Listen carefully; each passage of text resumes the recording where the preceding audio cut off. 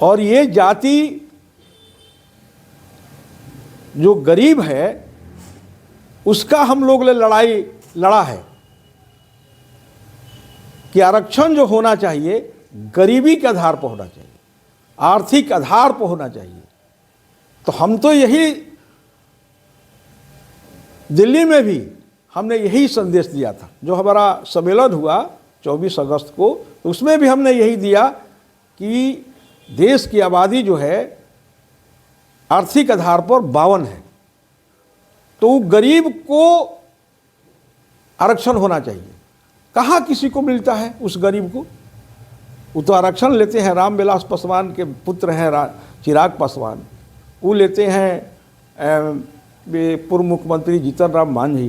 वो लोग जो सदियों से सामाजिक रूप में आर्थिक रूप से पिछड़ा है, उन लोगों का आरक्षण कहाँ मिला? इसलिए हम लोग का मुख्य मुद्दा है आर्थिक आधार पर आरक्षण होना चाहिए। तो जाति का जो जनगणना हुआ, जिस पर हमने बताया था कि 500 करोड़ खर्च हुआ, वो तो पानी में बह गया।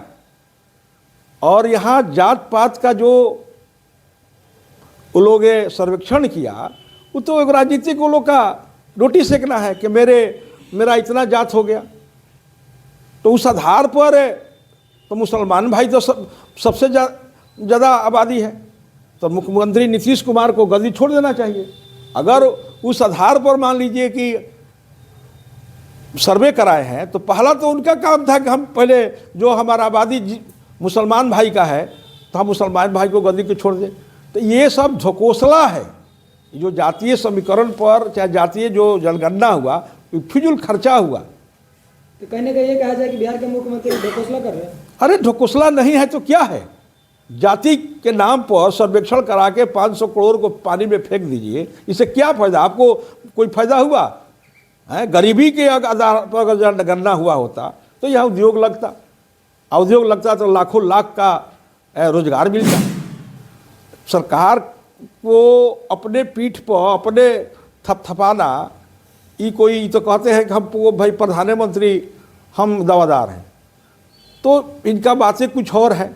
अभी तो आप देखे होंगे दोनों सदन में इन्होंने क्या बोला है, उसमें भी अश्लील बोल दिया और इसमें भी अश्लील बोल दिया। कब क्या ही बोल देंगे, कब कहाँ जाएंगे, हम इनका माने आलोचना नहीं कर रहे हैं। लेकिन एक हमारे मुखिया हैं बिहार के, उनके बारे में आपने कहा, तो भाई ये राजनीति कर रहे हैं। पहले शुरू दौर में जब आए थे सीताराम भाई, तो उस दौर में निश्चित रूप में इनका विकास का धारा बहा था, लेकिन अब इनका प्रधानमंत्री के पद दिखाई दे रहा है।